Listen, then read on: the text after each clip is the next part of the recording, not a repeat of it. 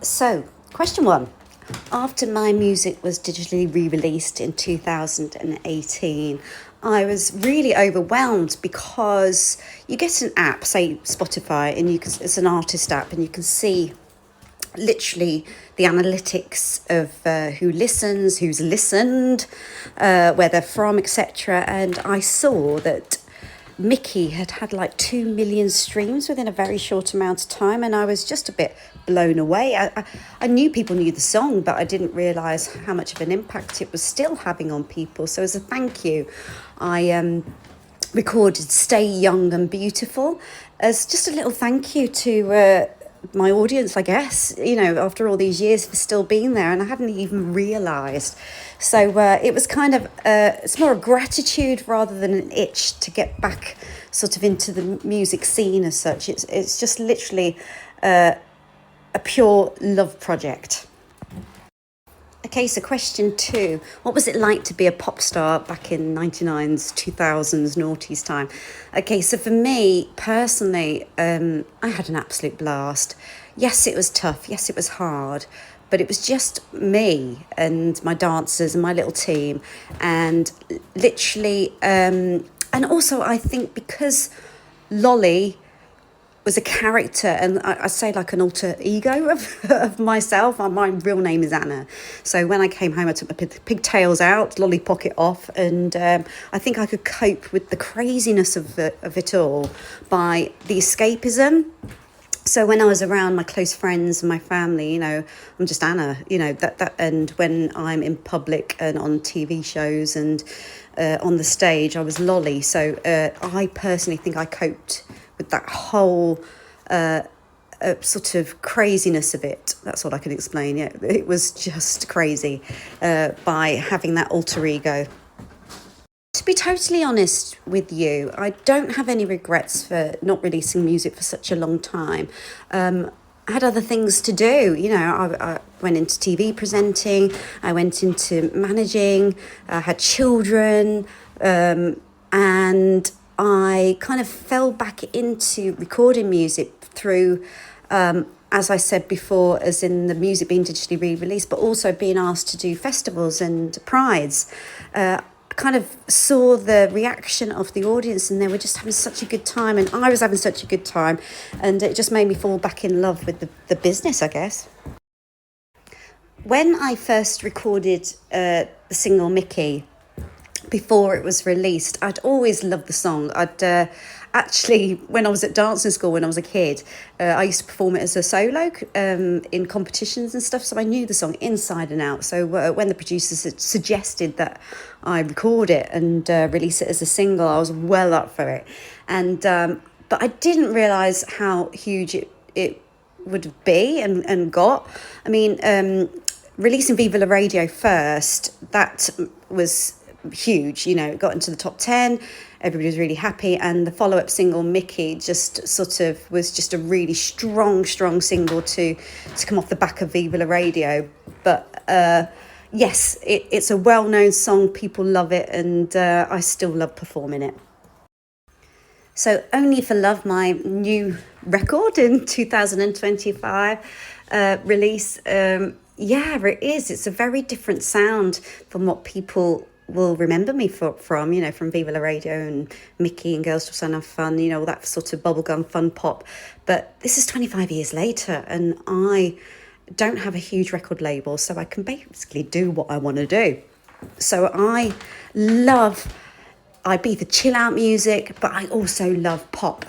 And I really wanted to blend the two together, and that's how Only for Love came up. And the reason behind it is it's just a gratitude, a letter of gratitude for being thankful for what I've got and who I've got around me. I'm very, very thankful and very, very grateful. And it's just a letter of love.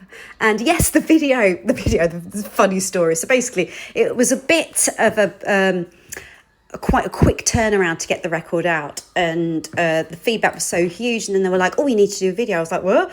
And so got a video done, and the concept behind it. So I've always loved miniature things, you know, like miniature railways, like little tiny dolls. I've always been obsessed with them, and I wanted to do a video that had like these little dolls that sort of had a couple in. So yeah, you could say it's me and my fella, but it could be anyone. It's just a couple of dolls. And do you know what? It's hilarious because YouTube censored it. I mean, they're dolls. What do you think they're really doing? They're just like showing affection for each other. It was just so funny.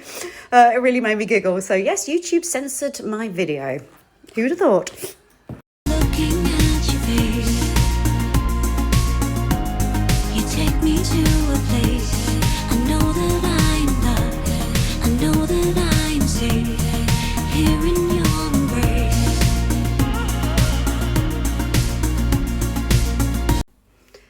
Do you know what? This is actually a really, really interesting question about the new sound for me now.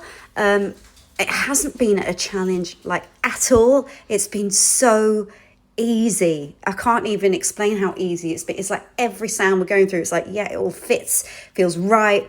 And I can't believe how easy it's come together. It sounds crazy, doesn't it? But yeah, it's been a really natural thing. Just all feels right. I absolutely adore doing prides. They are my favourite festival to do. I love being an ally. I think it's so important that you have one day to celebrate it in those little towns, and the love that you can see in the air is just phenomenal, and it really, really lifts your spirits. And I think my music does lend very well because it crosses over to the family prides too. There's no swearing in my songs. It literally is just escapism, fun escapism, and just pure entertainment. And I just want to see the audience have a good time. To be totally honest with you, my daughter Belle, following, as you say, my footsteps, I guess, into the music industry. I'd much rather be a doctor, let's put it that way, but you can't stop somebody's passion. And I saw her passion with my own eyes when she was selected to be in the musical 𝚑𝚑𝚑 as the child soloist. And as a parent, you have to chaperone them. And I remember standing in the wings and watching her in the spotlight, just singing her little heart out, and just in that part and in that moment. And I kind of saw her lose herself to this industry, and I just was like, oh, here we go. But on the other hand, it's really lovely to find, or to watch your child find a passion and to carry it out and to find it and to sort of follow their own path. I'm there to guide, and I'm still mum, but yes, I have been there and done it and got the t-shirt. I'm aware of that, but she is walking her own path. Yeah, so since 2018, I've released 3 songs now. So Stay Young and Beautiful, Paper Rain, which was a little sort of lockdown project, and then now Only for Love. So you're asking if there's going to be any more music. Well, the feedback from Only for Love has just been so brilliant that it's just really, really geared me up and fired me up. And I've also got a little bit more time to be able to sort of work on what I want to do, because the children are sort of growing up a little bit more and becoming a bit more independent. So I've had the chance to be able to work on me and work on what I want to do. And so we're just finishing the next track, which I am so super excited about. It's just, it's like Only for Love has knocked on the door of a stable door, and the stable door top has just opened, and this one is like the full door swinging right open, going bang, here I am. So yeah, I'm really excited to unleash that one. Oh, it's really exciting. Anyway, thank you so much for spending time with me, and I guess for me to have the opportunity to chat to you too. So thanks a lot.